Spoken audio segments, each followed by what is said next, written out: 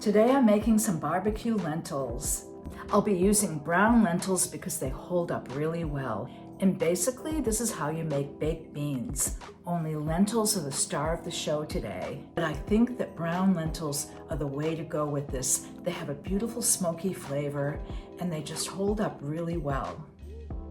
You'll need an oven-proof pot. This is called a Dutch oven, and there's a lid, but you don't have to have one of these as long as you have a lid. And here I am with my brown lentils, and I'm going to do 2 cups. Now, this package is a pound, and I just ended up throwing the last couple of tablespoons in. Now here comes 3 cups of water, but I did need to add more water later, as you'll see, and there's a little bit of salt in this recipe.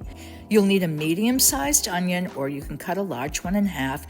I like to cut along those lines to get my onion diced. It's just my technique that I really love. And then you go the opposite way, and you'll get a pretty good dice.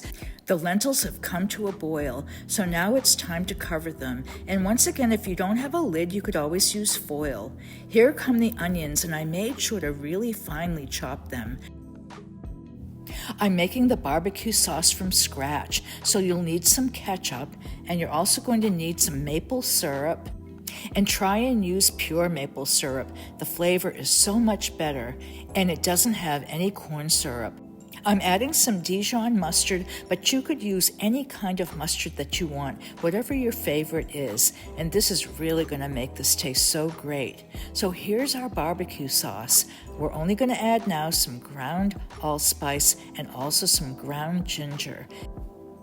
And about a half a teaspoon of black pepper, or you can grind it yourself. Your barbecue sauce is all ready now, so just stir it up. You can store this in your refrigerator for at least 1 month if you want it for something else. Our sauce is ready. Oh, and this smells so good, just like traditional baked beans. So we're waiting for our lentils to be partially cooked. They're going to go into the oven with the onion and the sauce in just a few minutes. The lentils absorbed all of the water and were a little sticky on the bottom, so added about another half a cup of water to this.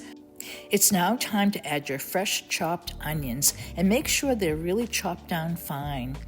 And it's time to stir in your homemade barbecue sauce. Make sure that you get every bit of it. Mix this up really well with your lentils, and if you feel you need to add a little bit more water, you can. I would say maybe about 1/4 cup.